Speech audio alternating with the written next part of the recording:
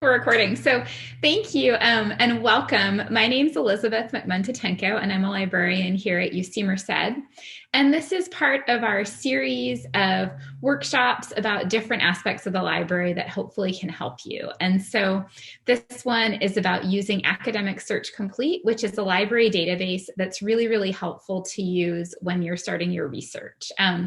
And so I'm going to talk a little bit about why it can be helpful and why it's especially useful. And I'm going to pass along some links too that might be helpful for you. So the first link I'm going to pass along in the chat is this one for this page. And this just has some information about where you can go to use Academic Search Complete. It gives you a little bit of information about logging into it. And then there's this brief video down here about how it works. So after the session, if you realize, oh, I've forgotten all of the stuff that we talked about, you can definitely come back to this and take a look at it in the future. So I'm going to just first start by talking a little bit about library databases and Academic Search Complete in particular. And I'm going to start just by going to the library's homepage, which is over here. And I'll leave this in the chat as well. So the library's homepage is a great place to start your search. It has a lot of different resources that you can use, and there's a lot that's going on here, and it can be a little bit hard to navigate at first. So I want to talk a little bit about how you can do that. So to find research, you can go up to this section in the top right-hand corner. You can do a search in a couple of different ways. There's Melville, which is our university-wide catalog. You can also search for articles, and you can see that this is going to default to let you search in Academic Search Complete, and then there's some other options there too. And then you can also go to databases. You can type in Academic Search Complete here, or you can click where it says See All Databases, and that's going to take you to this page, and then Academic Search Complete is listed over here under Popular Databases. And so then if I click to open that, it's going to take me into Academic Search Complete. So a couple of things about Academic Search Complete and why we end up talking about it a lot in the library. One is that it's a really big database, so it has information from lots of different sources, including scholarly articles, magazine articles, newspaper articles, book chapters, videos, lots of different types of materials. It also has information about lots of different topics. And so that can be helpful because no matter what class you're in, you can probably find something in here that's going to be helpful to you. And you can see just a little bit about how you can search over here. There are these boxes you can search in. You have the option to select a field, so basically where you're going to search. And I usually leave it open, but you could also say you want to search for a particular author or a particular title, or you can search by different keywords or places or people, and you can see there are some different options over here. Also, you can scroll down over here and see other search options. So you can see you can limit to full text. I'm going to show you that when we actually do a search, but that basically means those are articles that you can read right away. And then you can search by date things are published, by language, by document type. And so there are a lot of different options here that you can use to refine your search. Usually when I'm searching, I just put in a search terms at the top, and I don't end up starting off with all of these different options because I can narrow down my search results later too, but they're available in case you do want to use them. So I'm going to do a search over here, and I'm going to do a search just for, I think I'm going to do one just for social media. So I'm going to type this in. I'm putting it in quotation marks because I want to make sure that the database is going to come back with results that mention the word social media. So not just the word social and not just the word media. So I'm putting that in quotation marks. And then I'm going to say search. And it's going to think. And then I'm going to see it looks like there are 82,595 results. So there's a lot that comes up when I do that search, and it's a really big search, so that makes sense. As I'm scrolling through my results, I can see that some of them look like they're not in English. Some of them look like they are in English. So that's one of the ways that I can narrow down my results. I also can see different types of results. So it looks like these first two are both from academic journals.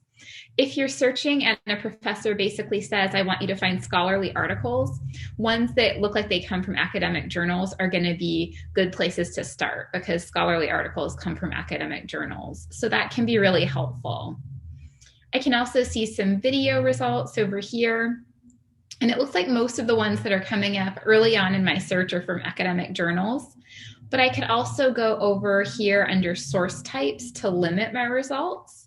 And if I just wanted to find results maybe that came from newspapers, I could click here. And then it's going to think, but then it's basically going to get rid of all the results that don't come from newspapers. You can see now it says these are news results. As I'm scrolling through here, I can see some other options. So it's going to list subjects that are basically terms that the database is using to talk about different topics. So it looks like the database has a subject saying bishops, church, social media, religious organizations, that these are all in. And then as I scroll down further, I can see there are some other ones. I also can see in some cases some links to where I could find the full text of the article where I could read it right away. If I click on this one, it's going to open up the full text of the article. And so then I would be able to actually read through this entire article. And I can see that it's actually coming up so it looks exactly the way it would have looked when it was published. Scrolling down through here some more, I can see that some of these don't have links where it says PDF full text. I'm just going to click where it says UC links. And UC links is what's called a link resolver. And so it's going to basically look and see if we have access to this article in another database. So I'm going to click on this. It looks like we can get it online from a bunch of other different databases over here. So I'm going to just click on this one. And then that did not work out very well. So sometimes I'm going to just try another link if that doesn't work out. And this one looks like, this is not a great example because it looks like this one is going to basically make me then search for the article in the New York Times. I'll try this last one time to see if it will work any better. But sometimes this ends up being an issue where I have to kind of look it up. And this one looks like it does work much better. So then I could click and I should be able to read the article through this database. So sometimes just kind of working your way through some of the links to find it is a good idea. And so then I could read through and you can see this basically gives me the full text of the article. So that can be really helpful. I'm going to go back over here. And I'm going to just open up some of these other articles too. So before I was opening up the PDF or the UCE links for the article, now I'm just going to click on an article's name to see a little bit more information about it. If I do that, I can see that the authors are listed here. I can see where this particular article came from. It looks like it's showing me these are the different subject terms that are coming up. This is what's called an abstract. So these oftentimes work a little bit better for academic articles, but for a newspaper article, sometimes they'll give me just a little bit of information about what the article is about. And then if I move my window around a little bit over here, I also have some tools on the right-hand side that I can use. So if I thought this article looked interesting, but I want to think more about it and read it later, I could click over here to email it to myself, and I can just enter in my email address in here.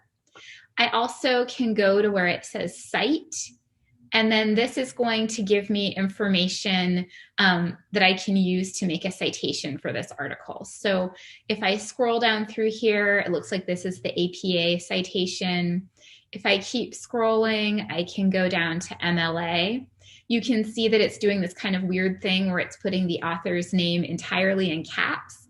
So I'd probably want to change that in my actual citation, but it looks like it has the other information about the article. So then I could copy and paste this and include it in my citation. So that can be really helpful. There's also this link where it says permalink, which I end up using a lot. I can click on this and copy it, and then I could send this to myself, or I could send it to someone else who has access to all the library materials. I do want to just briefly pause for a second to see, first of all, if there are any questions, and then also to see if anybody had comments or feedback or questions at all.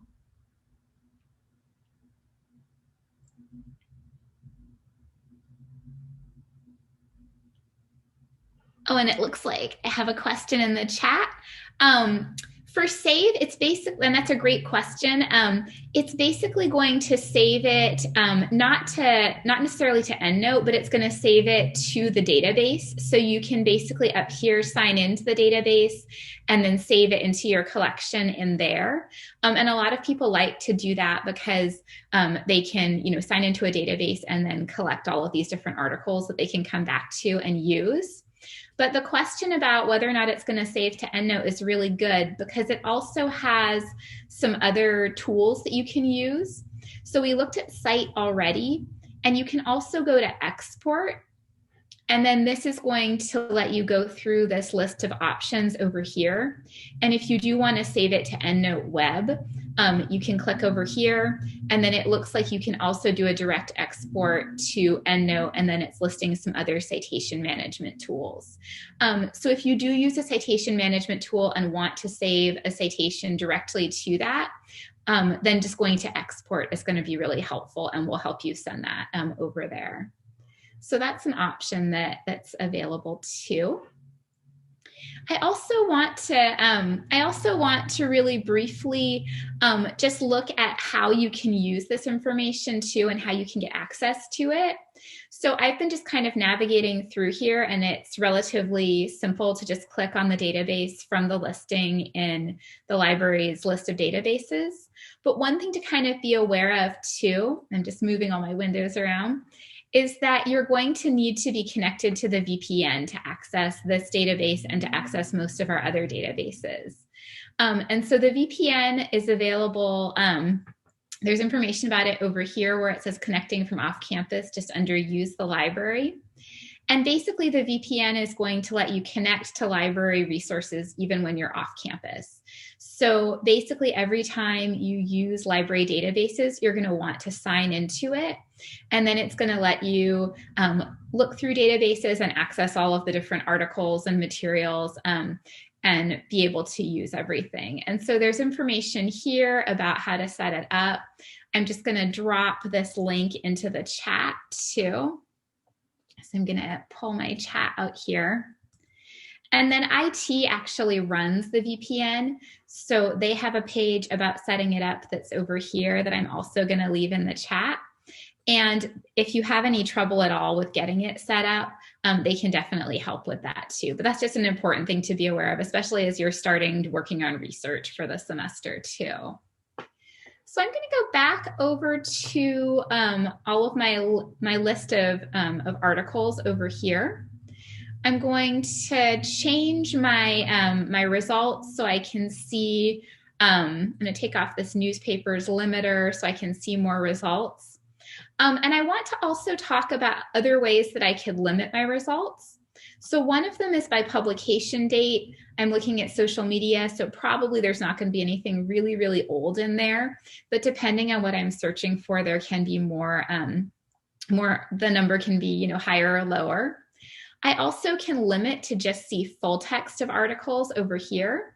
And this basically means that these are articles that the database has access to through Academic Search Complete. So I can scroll through here and I can see that all of these are going to have links to a PDF or to an HTML full text, so I could open it up. And so that's something to just kind of keep in mind, especially if you're searching for an article and you want to use it today rather than requesting it. If I deselect this full text, we're also going to see articles that we need to access either through UCE links or that we might not have access to. So I'm just going to go and look for an example of one. It looks like a lot of these actually do have full text, so this is a great place to take a look. Oh, it looks like this one doesn't. If I wanted to access this article, what I could do is click on UC eLinks, and it's going to refresh from what it had searched for before.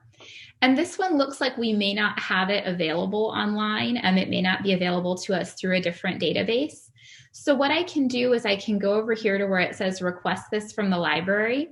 We still can request articles, even right now with so many things being virtual. And so in order to do that, I'm just going to put in my UCMnet ID in this little box over here. And my UCMnet ID is just the first part of my campus email address. Then I can say next. It's going to autofill with my campus email address. I can say I want to send a confirmation email, and then I can hit next. And then I'll be asked to basically verify all of this stuff. And if I wanted to request it, then I can click over here where it says request it. That would then get sent to our interlibrary loan department. They would basically contact another library that does have access to that particular article. And generally they can get a scan of it sent to them, and then they'll send you a scan of it too.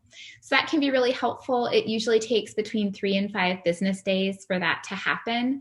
But if you do see an article that looks like you'd really like to use it, and it doesn't look like it's available at UC Merced, you generally still can get access to it just by requesting it.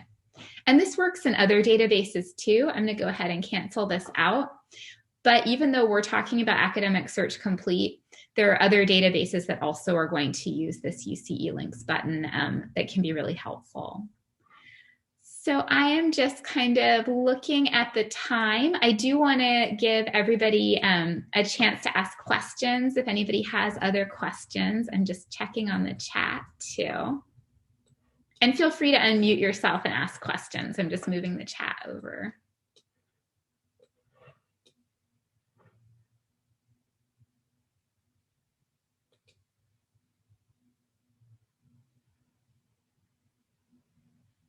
It always seems like a longer pause to wait to see if people have questions when it's on Zoom rather than in person.